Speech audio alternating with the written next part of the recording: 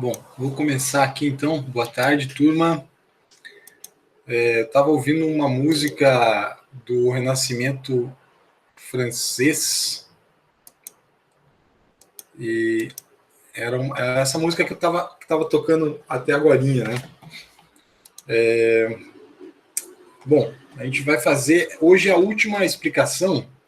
Deixa eu zerar o cronômetro aqui. Vocês não veem, mas eu tenho um cronômetro, eu vou colocar aqui 35 minutos de aula, tá, gente? Para eu poder... Vamos lá. Bom, coloquei 30, depois talvez eu ultrapasse um pouquinho, né? Aqui está o mural do primeiro D, mas vocês sabem que é o mesmo para todas as turmas, né? Aqui na atividade. Nas aulas anteriores, eu expliquei até o tópico 8, né? Que é essa ideia de um vocabulário proposto pelo Montaigne, né? Ele propõe que os termos sejam menos definitivos, assim, sejam termos mais de interrogações, né? De possibilidades e hipóteses, e não de afirmações, né? Então, o que resta para nós é explicar esses últimos 3 tópicos aqui, né? O tópico 11, a história do Ésopo, ela acho que o mais fácil, né? Eu nem vou abordar muito, porque esse tópico, ele é assim, é quase que autoexplicativo, né? É uma pequena anedota, né? Ésopo foi capturado. Ésopo, vocês sabem, era uma espécie de um escritor, literato da Grécia Antiga, né? E ele tinha sido capturado como escravo junto com outros dois prisioneiros, né? E aí, quando foram escolher, né, para comprá-los, né? Vocês sabem como é isso, né? Os escravizados eram comercializados e tal, né? Até feito um leilão, né? Fazia um leilão, né? Quem dá mais por esse, quem dá mais por aquele, né? Isso tem a escravidão negra no Brasil também, isso acontecia, mas aqui nós estamos falando lá da antiguidade, né? Antiguidade grega. E Ésopo, então, tendo sido capturado com outros dois, esses dois, né? Os seus clientes que queriam comprá-los perguntaram para esses dois o que eles faziam, né? E os dois falaram maravilhas, falaram que eles faziam de tudo, porque eles queriam, né? Queriam ter logo um dono, porque talvez eles estivessem já numa situação muito degradante ali, né? Sendo maltratados, enquanto eles não eram vendidos, porque é como se eles fossem uma mercadoria sem valor, né? E aí eles são... Quando vem um comprador, eles estão querendo, né? Eles estão querendo serem vendidos para ter essa morada, embora eles continuarão sendo explorados, né? E então o Ésopo fica escutando, né? Os dois primeiros eles falam, né? Os compradores perguntam o que é que vocês sabem fazer, né? E aí os dois falam que eles fazem de tudo, fazem maravilhas. E quando chega a vez do Ésopo, né, o comprador pergunta: e você, o que você faz? O Ésopo fala: bom, eu não faço nada, porque esses dois aqui fazem tudo, né? É uma espécie de ironia, né? As pessoas que se apresentam como capazes de fazer todos os tipos de coisas, né? Isso aplicado ao conhecimento também pode ser uma espécie de ironia para aqueles que acham que sabem, né, assuntos mais variados e sabem com muita propriedade, tá? Então observem que eu falei aqui, ó, do item 11, né? Comecei essa aula pelo final, porque essa parte é a parte mais simples da atividade, né? Para vocês escreverem. Basicamente, vocês vão contar essa história que eu acabei de contar, né? E vão tentar fazer algum tipo de interpretação do significado dessa história, né? Por que o Montaigne conta essa história? Ele está falando que algumas pessoas com interesse, né, elas acabam por se exaltarem, né, se ampliarem a sua, como posso dizer, o seu valor, né, o seu valor pessoal, né? E ele, vocês se lembram das aulas anteriores, né? Ele não quer, em hipótese alguma, ele não quer falar de valor pessoal inflacionado, né? Ele quer falar do seu valor pessoal até mesmo com uma certa modéstia, que é a modéstia que ele aprendeu com Sócrates, tá? eu dei essa aula para vocês, embora eu não tenha colocado no YouTube, eu até penso em colocar, mas eu expliquei para vocês, né, uma aula em que o Sócrates explica, ele fala sobre por que ele acha que ele não sabe nada, né? Até assim, resumidamente, essa história está numa obra do Platão chamada Apologia de Sócrates, né? E lá Sócrates começa a explicar por que ele adquiriu a sua fama de sábio. Ele informa para todo mundo que um amigo dele, e conhecido de muitos ali no julgamento que a que ele está sendo submetido, viajou até a cidade de Delfos, que é uma cidade distante de 50 quilômetros de Atenas, onde ele vivia, né? E lá ele foi até o oráculo de Delfos, que, por sinal, é um templo religioso dos gregos, dedicado ao deus da sabedoria, Apolo, o deus da luz, né, que ilumina, né? A sabedoria ilumina, as trevas representam a ignorância, né? Por isso que tem até o que nós estudamos no trimestre passado, a alegoria da caverna. Dentro da caverna é tudo escuro, né? E quando você sai, você enfrenta a luz, né? Que representa a sabedoria. Então, esse templo, o oráculo de Delfos, é dedicado ao Apolo, deus da sabedoria e da luz. E o Querefonte, né? Eu falei isso, até lembro que eu falei disso para vocês, inclusive quando nós tínhamos aula presencial, né? Isso lá no século passado, né? Faz tanto tempo, né? Mas eu falei sobre isso lá. Querefonte pergunta ao oráculo quem é o homem mais sábio que existe. E o oráculo responde que é Sócrates, né? E aí Sócrates fica intrigado com isso, ele começa a questionar, né? Ele acredita em Deus, ele acha que ele não pode questionar a palavra de Deus, porém ele não reconhece que ele saiba alguma coisa. Ele não entende por que Deus diz que ele é o homem que sabe mais, sendo que ele considera que ele não sabe nada, né? Então ele resolve encontrar pessoas para colocar no seu lugar, como se fosse assim, o campeão da sabedoria. Ele não quer o título, ele não quer a medalha de ouro, né, de ser o campeão da sabedoria, ele quer passar para outro. Então ele começa a buscar outras pessoas que ele considera serem mais sábios do que ele, a fim de interrogar o Deus, né, e perguntar por que eu fui apontado como mais sábio, sendo que tem outro aqui que sabe mais do que eu. Tá?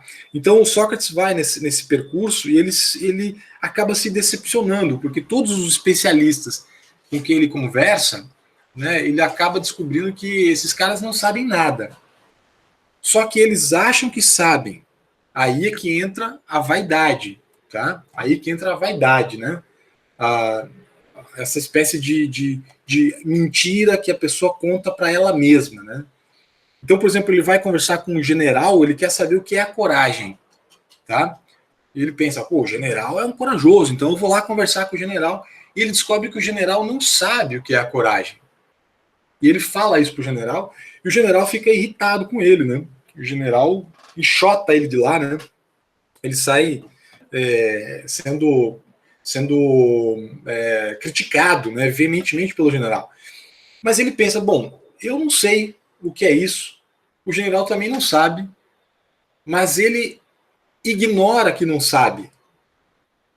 Entendem? Então, ele não sabe que ele é um ignorante. Ele, por seu lado, ele diz que ele sabe. Eu sei que eu ignoro, né? Eu sei que eu sou ignorante, então eu tinha esquecido de ligar a câmera aqui, mas não faz mal, né, gente? Então Sócrates fala, eu pelo menos sei que sou ignorante. Tá? E assim vai, ele conversa com vários especialistas, várias categorias de homens supostamente sábios, tá? E que ele percebe que não são. E aí, no final, o que então ele percebe? Que ele, pelo menos, sabe que ele é ignorante. Tá? Ele tem, então, consciência da sua ignorância. Aqueles caras, né, os políticos, os poetas, os artesãos, eles são ignorantes tanto quanto ele, né? Só que eles não sabem que são ignorantes, né? A gente poderia até falar assim do professor e do aluno, né? O aluno vai conversar com o professor porque ele pensa, o professor sabe dessas coisas. Mas aí talvez ele possa perceber que o professor também não sabe, né? Isso é muito comum, né? O professor não sabe tudo. E aí, do ponto de vista da filosofia socrática, a sabedoria é admitir que você é ignorante, né? Vocês viram em páginas anteriores do texto do Montaigne como ele fala sobre isso, né? Que às vezes quando você admite a sua ignorância, você é criticado com veemência por uma dada comunidade, né? Que vai dizer que você é fraco. E você fala assim, bom, não sei, né? O que é melhor, A ou B? Você às vezes fala, não sei. Então fica aquela coisa, daí a comunidade vai dizer, você não tem decisão, você é indeciso. Mas para o Montaigne é o mais honesto, né? O mais honesto a fazer é isso. E o Sócrates, ele aprendeu isso com o Sócrates, tá? O Sócrates, ele foi conversando com esses supostos sábios e foi percebendo que eles não eram sábios, né? E que ele também não era, mas só que ele pelo menos sabia disso. Nem ele, nem o general, nem o político, nem o poeta sabem nada. Só que ele sabe disso. Ele sabe que não sabe nada. Daí a famosa frase que vocês ouvirão muito, né, na história da filosofia, só sei que nada sei, que é como se fosse um adágio, tá, socrático, é como se fosse a orientação de vida do Sócrates é essa, né? Não perder de vista a sua própria ignorância, né? É o que ele propõe. E o Montaigne aprendeu isso com ele. Porque o Montaigne é um estudioso do Platão e da filosofia antiga, né? Então ele absorveu esse pensamento e leva para si. Só que ele parece que ele torna ainda mais dramático isso, sabe, gente? Porque o que acontece com o Sócrates, né? O Sócrates, ele não entende por que o Deus falou aquilo sobre ele, né? Ele não consegue questionar, porque é a palavra do Deus. Se Deus disse, e Sócrates acredita em Deus, embora tenha sido condenado por ateísmo, que é um paradoxo, né? Ele acredita em Deus, ele fala, Deus não mente. Então, se Deus falou que eu sou o mais sábio, isso deve ser verdade, só que não faz sentido, né? Porque é como se Deus dissesse que eu tenho muita coisa de algo que eu não tenho nada, tá? Para o Sócrates é assim, ele não sente essa sabedoria que Deus diz dele. E no final, né, ele fala que ele consegue entender o que o Deus quis dizer, porque Deus não está falando literalmente, você é o mais sábio, digamos que Deus, para quem acredita em Deus, isso é fácil de compreender, né? Deus entrasse em contato com alguma pessoa pobre, e Deus diz a essa pessoa, você é o homem mais rico do mundo, né? A pessoa mais rica do mundo, tá? Então, essa pessoa pensa, puxa, mas eu não tenho nada. Como que Deus está dizendo que eu sou a pessoa mais rica? Mas aí ele compreende que Deus pode estar falando isso num sentido não literal, mas metafórico, né? É o que o Sócrates faz também, quando ele vai interpretar essa mensagem divina lá no texto da Apologia, ele interpreta que Deus não está dizendo que, não está querendo destacar ele, tá? Deus não está querendo dizer que ele, Sócrates, é uma pessoa de destaque. Ele está querendo dizer que o conhecimento humano é coisa de pouco valor. É tão pouco valor, o conhecimento humano é tão limitado, que o mais sábio é esse aí, ó, entre vocês mortais, esse que não sabe nada. Para vocês terem uma ideia, né, de como o conhecimento humano é fraco, é assim que o Sócrates interpreta, né? E a partir disso ele reforça o seu pensamento, só sei que nada sei. Para o Montaigne, porém, mais de quase 20 séculos depois, né, Montaigne no Renascimento, né, durante o Renascimento na França, Montaigne, vocês sabem, está vivendo ali no meio das guerras, né, as guerras entre os católicos e os protestantes, né, o mundo ali na época dividido entre dois lados, assim, né, que estão em guerra quase que permanente na França, uma guerra que dura 100 anos, né? Imagine uma guerra durar 100 anos. E aí, Montaigne está vivendo nesse ambiente, né? Então ele pega essa visão de Sócrates, só sei que nada sei, E eu, na minha interpretação, ele amplifica isso, porque ele diz, inclusive, que nem disso eu sei. Tá? Nem disso eu sei. Né? Porque se eu falo só sei que nada sei, ainda estou dizendo que sei alguma coisa. Embora, do ponto de vista socrático, seja saber a sua ignorância, né? O Montaigne vai radicalizar, ele vai dizer que talvez nem isso eu posso afirmar que eu sei. Tá? Isso tudo aqui eu posso acrescentar, né, a explicação dessa parte aqui, ó, né, a ignorância e o vocabulário proposto pelo autor, né? Essa ideia de você admitir sua ignorância, mas no sentido de não exatamente ter um vocabulário decidido, definitivo sobre as coisas, né? Ele fala que entre os romanos havia aquele costume, eu já falei para você, já expliquei isso nas aulas anteriores, né? De mesmo quando uma testemunha tivesse dito que ela viu algo, ela deve ter um pouco de parcimônia, né? Ela deve dizer assim, olha, parece-me que eu vi daquele jeito ali, até porque ela viu, mas a memória dela pode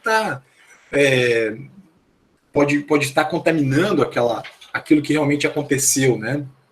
Isso aqui é muito interessante, turma. Eu queria até dar mais alguns detalhes que eu descobri para vocês aqui sobre uma pergunta que o Aminadab fez na aula anterior, que é aquela pergunta dos impostores lá de Toulouse, né? Eu encontrei um texto que está no site dominiopublico.gov.br, que é um site bem legal, com muitos textos gratuitos lá para textos do vestibular, textos de literatura, várias coisas bem legais. Sugiro que vocês olhem lá, se vocês precisarem para estudo, tá? E tem aqui um texto onde a história dos impostores, Aminadab, eu penso que você já está aí, né? Essa história ela é contada em detalhes e é muito interessante. Eu achei muito interessante, sabe? Essa história, ela é engraçada porque assim é um senhor lá, uma pessoa lá, né?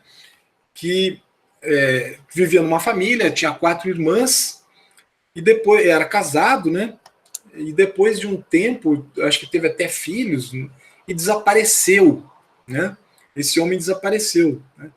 E dali 3 anos apareceu um outro que dizia que era ele, esse desaparecido, né? E aí deu uma confusão danada, porque de começo a família achou que ele era mesmo o desaparecido, porque ele sabia as histórias da família, ele sabia a história da esposa dele, dos tios, das irmãs, ele sabia muitos detalhes. Aí ele vai contando esses detalhes e as pessoas acreditaram. Olha só, olha que coisa curiosa. Mas aí, depois de passado um certo tempo, esse cara já estava ali estabelecido, né? Até como marido, como irmão, como sobrinho, que teve uma disputa em torno da herança do avô, né? Em torno da herança do avô. E aí o tio que queria essa herança entrou em conflito. Olha só que coisa engraçada. Ele entrou em conflito com esse cara. E esse tio tinha sido o primeiro a acreditar, que aquele cara ali era o sobrinho dele que tinha desaparecido. Mas quando falou em dinheiro, aí eles começaram a ter divergência. Olha que engraçado, o dinheiro, né? Falou em dinheiro da briga, né? E aí ele começou a acusar o cara de ser um impostor e denunciou ele para a polícia. Isso está contado no texto ali com mais detalhe, até melhor do que eu estou contando. Depois vocês podem ler, tá? Que é aquela parte onde o Montaigne fala dos impostores de Toulouse lá. E esse caso foi a julgamento, né, um julgamento lá. E os juízes, então, chamaram as testemunhas.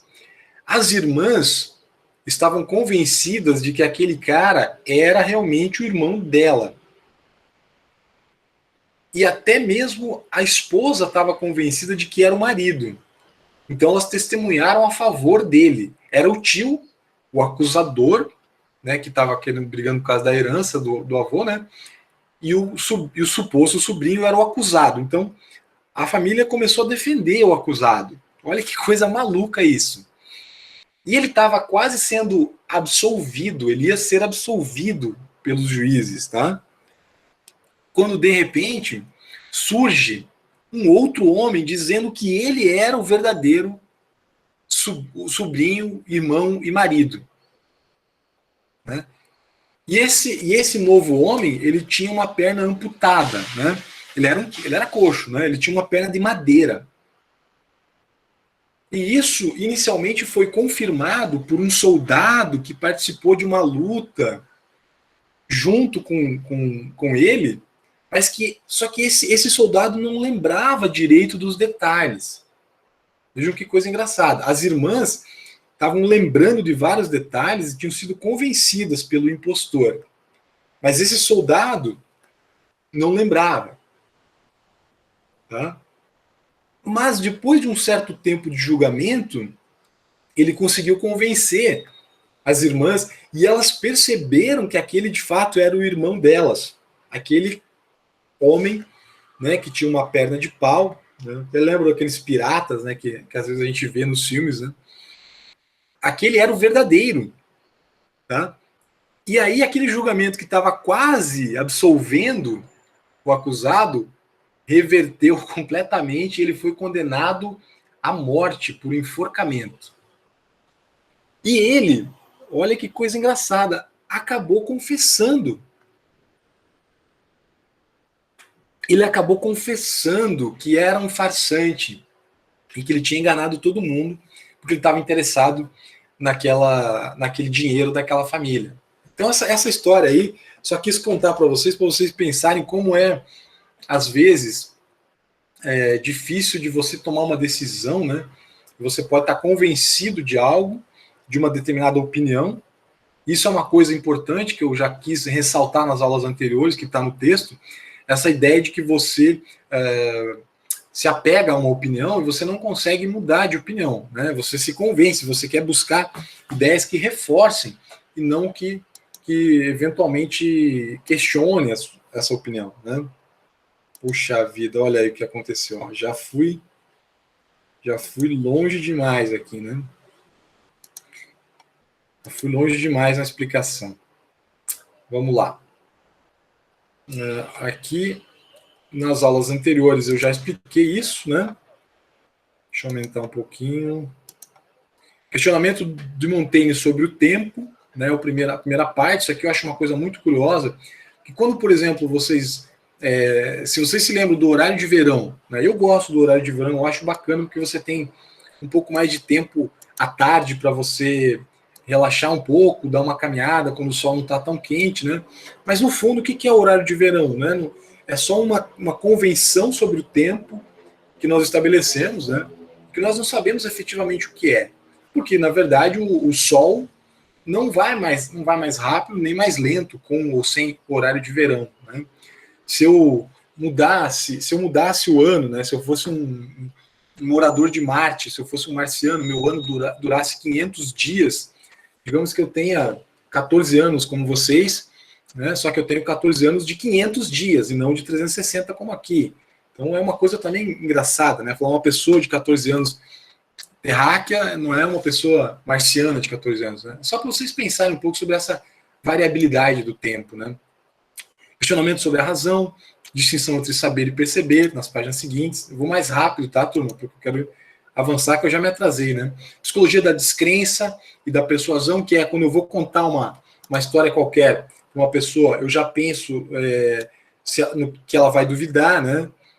Exagero ao defender as minhas próprias verdades, né? Para tentar contrabalançar esses pontos fracos que a pessoa pode duvidar, né? Que eu não quero que ela duvide, né? A diferença entre opinião e verdade, né? Uma opinião pode ser falsa, né? Portanto, não é bom se apegar tanto às suas próprias opiniões, né? Aqui, deixa eu ver sobre o que eu falava. Aqui é engraçado que o Montaigne fala sobre sua própria deformidade, né? Sobre sua própria personalidade. Quanto mais ele se conhece, mais ele percebe os seus defeitos, né? Ele vai contar daquela história, se não me engano, é mais ou menos por aqui, né? Daquelas crianças que criaram uma história fictícia lá para enganar todo mundo, a proposição de suspender o juízo, né, que está aqui nessa outra parte, nessa outra página, a ideia de utilizar o talvez ao invés do né, a comparação entre o só sei que nada sei do Sócrates com o que sei eu, que ele propõe como uma pergunta, né, a ideia aqui na página seguinte, que a razão não se dobra à força, né, e aqui eu estou na 9, e aqui é onde eu devo começar, na 10. Né? Tem muitas coisas aqui que são que eu provavelmente eu vou passar por cima, tá, gente? Porque não vai dar tempo, né? Não vai dar tempo de eu explicar tudo. Mas o essencial, eu acho que vocês já captaram, né? O essencial são essas concepções do Montaigne acerca de uma coisa não peremptória, uma afirmação não peremptória sobre o conhecimento, sobre o saber, né? Sobre nossas concepções. Né? Então ele fala assim, ó, nessas outras acusações extravagantes, eu diria de bom grado que é bastante suficiente que um homem, qualquer que seja a recomendação, seja crido de que é humano. Tá? Vamos resumir essa parte aqui, eu quero andar um pouquinho mais rápido, tá, turma? Porque aqui, basicamente, o que ele está falando, ele está reafirmando um dito já anterior, onde ele falou assim, às vezes o ser humano ele acha que ele é Deus, né? Que ele tem essas certezas, né, sobre a vida, como se ele tivesse a percepção, a visão onisciente divina, né? Quando na verdade não tem. Né? Ele conta que às vezes histórias, né, de que uma pessoa foi vista na China e do mesmo dia foi vista, sei lá, no Brasil, vamos dizer assim, né? Então, aqui nessa parte ele diz assim, né? É mais fácil eu achar que dois homens estão mentindo, tá? Do que eu achar possível que um homem vá da China ao Brasil em 12 horas, né? Então é uma questão de você ter um pouco de bom senso, né? Ou essas coisas assim ligadas ao sobrenatural também, né? Que você, sei lá, vê uma bruxa voando com uma vassoura, né? As pessoas falam que viram isso, mas assim, talvez seja mais fácil acreditar que uma pessoa que seja da natureza dessa pessoa, que ela gosta de inventar uma história, né? Do que propriamente que aquilo exista, né? Harry Potter, né, vamos dizer assim, que é um bruxo, né? Eu sei que muitos de vocês conhecem. Eu vi os filmes apenas, né? E vi com o meu afilhado, o Pedro Vitalino. E faz tempo, né, que eu vi no cinema. Mas é claro que aquilo é uma fantasia, obviamente, né? A autora que escreveu aquilo, ela é uma pessoa que tem habilidade para criar uma história como aquela. Né? Mas é mais fácil eu acreditar que ela tem inteligência para criar aquilo do que achar que aquilo é verdade. Tá? Então é importante ter esse bom senso aqui. Estou terminando a página 10 aqui. Né? Então aqui ele fala sobre Santo Agostinho, que é o nosso tópico lá. Né? Pender para a dúvida do que para a certeza. Tá? Com relação às coisas de difícil prova e perigosa crença. Lembre que na aula anterior eu falei sobre isso quando ele mencionava a questão da pena de morte. Né? Você vai condenar alguém à pena de morte, você precisa ter certeza. Né? Precisa ter uma. E mesmo tendo certeza, né, eu acho que é preciso. É preciso, talvez, ter a concepção humanista acerca disso. Né? Matar o que matou não trará a vítima, que é inocente, evidentemente, de volta. Né? Então, talvez seja o caso de pensar em outros tipos de penas, notadamente se você não tem certeza. Né? Tá? Eu quero sugerir a vocês que assistam um filme chamado 12 Homens e uma Sentença. Tá? Eu vou deixar depois isso no final para vocês olharem, que é um filme muito interessante sobre isso, porque é um julgamento, né? Fala sobre isso, um julgamento onde eles têm certeza que um menino é um assassino que deve ser condenado à morte. E no fim eles começam a perceber que isso não é tão certeza assim, né? É preciso ter cautela, tá?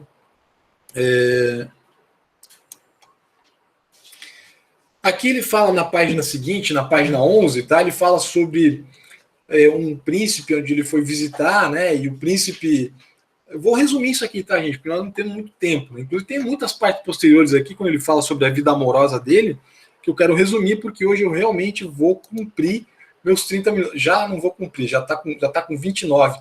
Mas eu não vou até 50, eu vou até 40 no máximo, tá? Segurem aí, por favor.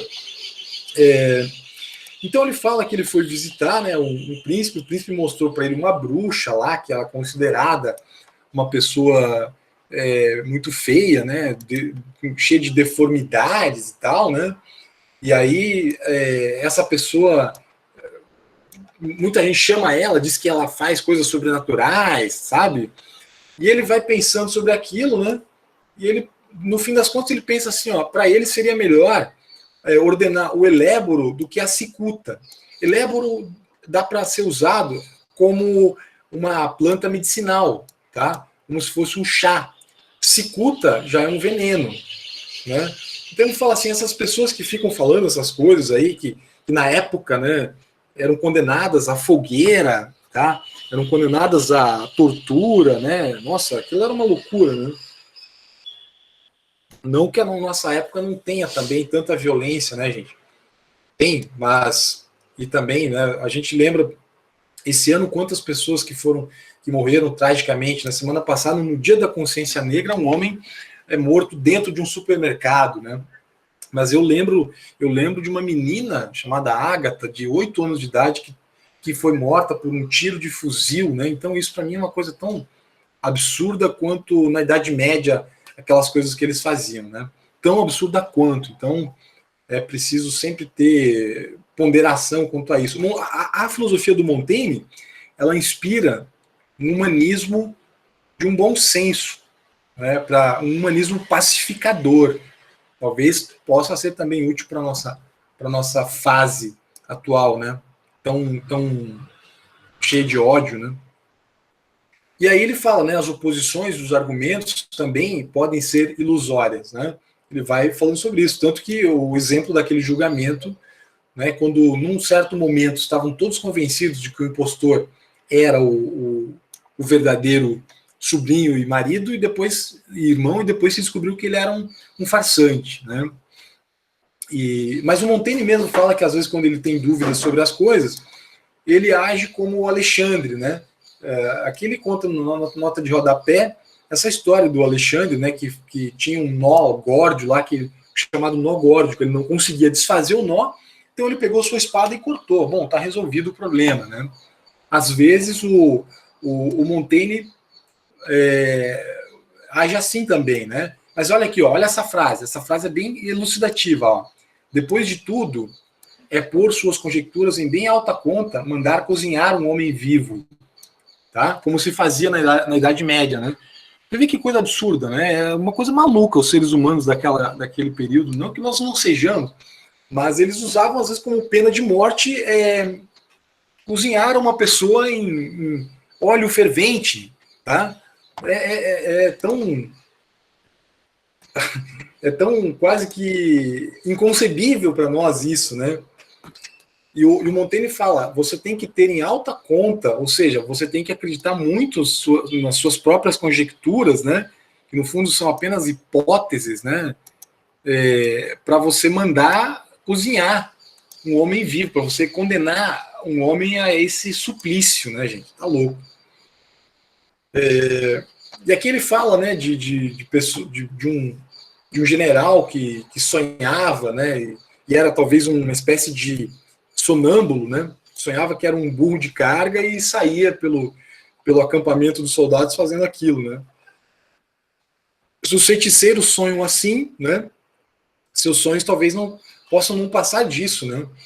Um sonambulismo e não justifica condená-los assim a tão grave sofrimento, né?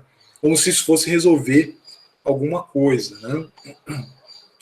E ele aqui novamente se coloca como uma pessoa também que não é nem juiz, nem conselheiro de reis, nem nada disso, né? Ele é apenas uma pessoa que está fazendo suas considerações também, né? Chegamos aqui à página 12, né? E ele também diz, ó, não vamos levar meus próprios devaneios em tão alta conta, né? Preferível talvez seguir as leis, mas de certa forma, ponderando, né? Ponderando. As leis têm que ser de fato cumpridas, mas algumas são, na época, eram absurdas, né? Uma lei lá que condenasse alguém a ser, sei lá, cerrado ao meio, né? Bom, enfim, chega de falar sobre essas coisas de torturas, né? É que esse texto aqui, ele acaba por falar sobre a vida amorosa do Montaigne, né? Ele fala sobre sobre sua, né, essa coisa dos coxos, né? Que são pessoas com deformidades físicas, né? Ele tem um texto onde ele fala sobre monstruosidades, assim, tá, gente? Tem um outro texto, um ensaio dele que ele fala sobre isso. Que, se não me engano, é esse, monstruosidade. Nesse texto, especificamente, o Montaigne fala sobre uma coisa tão complicada, que são gêmeos siameses, que na época dele nasceram. Hoje em dia, né, nós temos, vocês já sabem o que é isso, né? Às vezes gêmeos nascem grudados pela barriga, né, ou né, em alguns casos assim de forma muito colada e não tem como separar. Na época do Montaigne, ele presenciou um caso que era assim, né, que era uma única cabeça, mas tinha dois rostos e tinha dois braços e duas pernas, né? Então eram para ter sido dois gêmeos que não se separaram, né? E nós estamos falando da medicina. Na época não tinha condição de fazer nada, como se faz hoje em dia, no século XVI, né, gente? Nem tinha anestesia ainda naquela época. Imagine como você ia fazer para separar, assim, né, gêmeos siameses. Até no século XX, até hoje, eu acho que ainda existem pessoas vivendo assim, né? E às vezes essa pessoa pode ter até personalidade diferente, é tão difícil, né? Montaigne fala sobre essa coisa das monstruosidades, né? E que até esses gêmeos siameses eram exibidos numa espécie de circo e a família ganhava dinheiro com eles, né? Bom, sei lá, né? Às vezes é um meio de ganhar a vida. E falando sobre essas monstruosidades, ele fala das Amazonas, né? Eu até antes eu estava conversando com a minha namorada sobre isso, né? As Amazonas, eu acho que isso é uma lenda, né? Seria um povo só formado por mulheres guerreiras, né? E que viveriam assim sem nenhuma presença masculina, né? E sem nenhuma interferência. Mas é uma coisa muito cruel, né? Eu contei para minha namorada que o Montaigne conta sobre isso. Quando nascia uma criança homem, elas quebravam uma perna ou quebravam um braço para que ele, não, ao crescer, não se tornasse forte para subjugar as mulheres, né? Isso é uma coisa assim que o Montaigne está contando, né? E eu confesso a vocês que eu acho muito cruel, né? Nós não aceitaríamos uma coisa dessa nos dias atuais, né? Em hipótese alguma, né? Talvez assim, eu sei que povos primitivos, quando uma criança nasce com deficiência, por exemplo, alguns povos primitivos matavam, né? Os romanos mesmo, quando uma criança nascia com deficiência, eles matavam por afogamento, né? Entre os romanos ali, próximo, depois de Cristo mesmo, né? Acho que o humanismo não tinha ainda toda aquela aquele vigor, né, que a gente tem hoje em dia para pensar no ser humano com o valor da vida, né? E aí, então, as Amazonas diziam que elas tinham homens e todos eles eram coxos, né? E aí o Montaigne fala que o Cita convida uma amazona a fazer amor e ela responde que ela prefere fazer amor com o coxo, com quem ela já está acostumada, com os homens com quem ela já está acostumada a fazer amor, né? E assim ela estabeleceria uma relação entre causa e efeito, né? Como sendo o prazer amoroso decorrente daquele tipo de pessoa com quem ela já está acostumada, sendo que ela pode também ter prazer amoroso com outro tipo de pessoa, né? Isso pode voltar ao questionamento da causa e efeito, tá? O efeito, digamos, seria o prazer amoroso, mas a causa não necessariamente é porque você está acostumado com tal ou tal pessoa, né? Pode ser que você tenha prazer com outra pessoa, isso é variável, né? Toda essa página aqui ele faz elucubrações sobre isso, né? É engraçado que Montaigne, ele não teve filhos, né? Ele conta aqui um pouco da vida amorosa dele, né? Vai nessa página aqui contando sobre isso, né? Faz elucubrações assim absolutamente estranhas. Essas elucubrações, evidentemente, nós vamos considerar como mais um exemplo de que nem sempre o efeito é determinado pela causa, né? Ele chega um momento aqui que é tão absurdo que ele fala que as costureiras seriam mulheres com vida sexual mais ativa, porque elas não se exercitam e, portanto, a energia delas é canalizada para a sexualidade, para o prazer erótico, né? Evidentemente, isso é uma coisa absurda, né? Que, se pensar do ponto de vista assim, a causa de uma coisa que se tem como causa, na verdade, não é aquela causa que produz aquele efeito, né? Ele faz todas essas considerações aqui, né? Ele fala aqui, ó, né, que por causa do seu trabalho sedentário, por causa do seu trabalho sedentário, né, elas teriam mais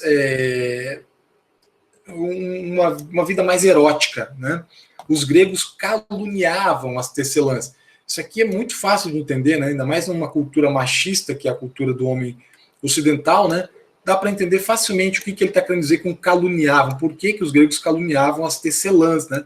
Talvez elas tivessem uma vida sexual ativa e, portanto, para os gregos eram consideradas não vou usar nenhuma expressão de baixo calão aqui, mas você já sabe o que eles querem dizer com isso, né? Só que a causa, né, é completamente absurda. Dizer que pelo seu trabalho sedentário, né, que elas fazem costureiras, né, ficam sentadas costurando, então com isso elas teriam desempenho sexual maior, né, ou melhor, sei lá, né? Aqui ele chega a falar sobre isso, as partes genitais que são que concentram mais o alimento, porque a energia não é gasta com outros músculos do corpo. Isso aqui é completamente ridículo. E ele fala disso de uma maneira bastante, vamos dizer assim, ele tá relatando isso, tá? Ele não está defendendo, ele está dizendo, olha só as coisas em que os seres humanos ao longo da história acreditaram, né? Assim como acreditaram que aparecia uma mulher voando uma vassoura, né? E com isso queimavam ela em óleo fervente, ou queimavam ela numa fogueira, né? Ou, sei lá, quebravam a perna de uma criança quando ela fosse masculina para que ela não crescesse e se tornasse um dominador, né? Uma pessoa que dominasse a tribo das Amazonas, né?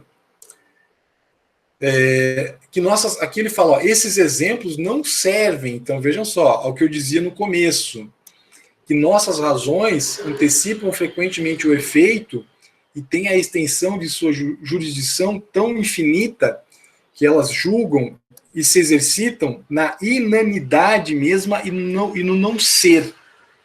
Tá? É um questionamento que ele faz, né? Dá para colocar isso aqui, né? Vou colocar... Deixa eu ver onde é que é mesmo que eu coloco aqui, né? Vamos colocar aqui. São certezas, né? Pseudo-certezas, né?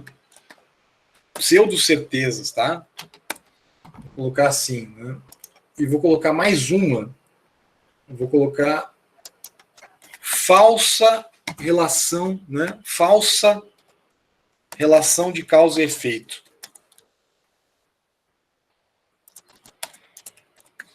Tá? Vou colocar assim, né?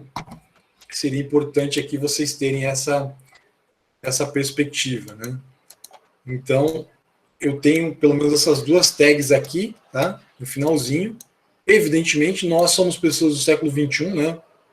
Nós temos muito mais informações sobre a sexualidade, né? Do que o Montaigne, do que esses povos antigos, né?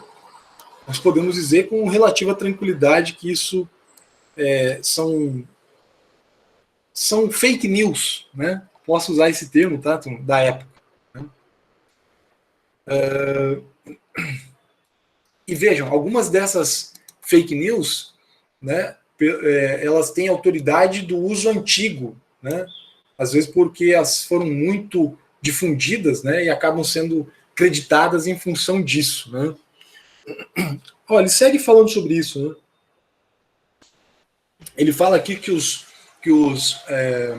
homens franceses têm pernas mais finas do que os italianos, e isso porque os franceses estariam constantemente andando a cavalo, né? Uma causa, dessa causa não se deduz aquele efeito, né? Um homem que anda a cavalo pode também ter pernas grossas, ou uma mulher que anda a cavalo, né? Até um esporte olímpico praticado, né? Embora seja um esporte mais de elite, né? Que é o hipismo, né? Ó, ele fala aqui, ó, ao contrário, Germânicos engrossou as suas pela continuidade desse mesmo exercício. Né? Tá citando aqui, ó, Germânicos, né, que engrossou suas pernas praticando hipismo. Né? Não há nada. Peraí. Não, ó, esse aqui é o nosso ponto mais importante, talvez. Ó. Não há nada tão flexível e errático quanto o nosso entendimento. Que nosso entendimento? Né? É sapato de perâmines bom para todos os pés. Vamos lá na nota de rodapé. Puxa, será que não tem nota de rodapé sobre isso? Bom, não tem. Teremos que pesquisar. Mas isso aqui deve ser uma expressão, né? Um sapato que sirva para todo mundo. Né? Essa ideia, tá? Ela está presente. Opa, pera lá. Ela está presente no Descartes, que é o filósofo posterior, né, que o Montaigne muito estudou. Bom, aqui já falei, né, sobre Ésopo aqui no final, tá? Não vou nem falar, né, que tá, cadê? Aqui, ó, né? Eu já comecei a aula explicando isso aqui, então não vou falar. Vou focar agora, para finalizar, nessa parte aqui, ó, que o nosso entendimento ele é sapato bom para todos os pés. O Montaigne, ele escreveu uma obra chamada Discurso do Método, tá? Esse Discurso do Método, ele fala o seguinte, o bom senso, deixa eu colocar aqui, o bom senso é a coisa mais bem compartilhada do mundo. Por que ele fala isso, que é a coisa mais bem compartilhada do mundo? Não é porque todo mundo tem bom senso, tá? Eu tenho quase certeza que não. Não é por isso, né, gente? Mas é porque todo mundo acha que tem bom senso, né? Ninguém acha que tem, que pode se equivocar, né? Isso aqui pode ser o bom gosto também. Todo mundo acha que o seu gosto é bom, né? Eu gosto de música e eu falo, a música que eu gosto é música boa, né? Então eu tomo uma certa atitude e eu considero que essa atitude é uma atitude correta de ser tomada, tá? Isso aqui é um ponto central, tá, turma? Essa ideia, essa frase aparece no começo de um livro chamado O Discurso do Método, do Descartes, tá? É uma obra fundamental, eu quero que vocês tentem, se possível, deem uma olhada, né? O Discurso do Método, que é do René Descartes, tá? O Descartes leu muito Montaigne e ele assumiu para si esse pensamento aqui, né? É preciso saber exatamente o que é esse bom senso, porque às vezes você acha que tem bom senso, mas talvez você não tenha, né? É preciso ter uma espécie de autocrítica, tá? E aí tem uma obra essencial. Eu sei que eu já estou terminando, tá? Eu vou falar, a última coisa que eu vou falar é sobre isso, que é as meditações também do Descartes, tá? Meditações metafísicas do Descartes, onde ele fala, na primeira meditação, ele fala sobre a dúvida, né? Essa ideia de dúvida, o Descartes aprendeu com Montaigne. É preciso avaliar, né, o que é o nosso entendimento. Se o nosso entendimento for algo que nós consideramos ou correto, ou definitivo, ou peremptório, nós podemos estar caindo numa espécie de dogmatismo que é meio fanático, né? Que não tem perspectiva histórica, né? Em tempos passados, por acreditar fanaticamente em suas opiniões, as pessoas, as comunidades, as sociedades cometeram torturas e crimes monstruosos, né? Para os nossos dias, monstruosos. Tá? O Descartes aprendeu tudo isso com Montaigne. Né? É isso, meus queridos, por hoje. Eu já passei aqui, 50 minutos de novo, não deu para eu conseguir manter a minha meta de 30 minutos. Cadê o Aminadab? Está na área ainda, Aminadab?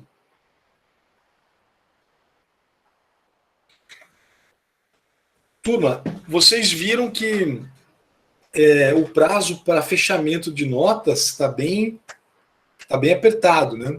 As notas do terceiro trimestre. Muita gente já está aprovada, né? Porque as notas foram boas no primeiro e no segundo trimestre, mas ninguém quer também ficar com uma nota vermelha para estragar o seu boletim, né? Ninguém vai querer deixar isso com displicência agora, já que foram tão trabalhosos, né, os trimestres anteriores. Então, eu peço que vocês, se tiverem alguma dúvida, vocês podem mandar para mim ou no grupo de WhatsApp, ou mandar mensagem direta para mim, ou pelo e-mail, ou pelo Classroom. Tá bom, turma? Valeu, meus queridos. Muito obrigado por terem resistido bravamente até o final. Um abraço a todos.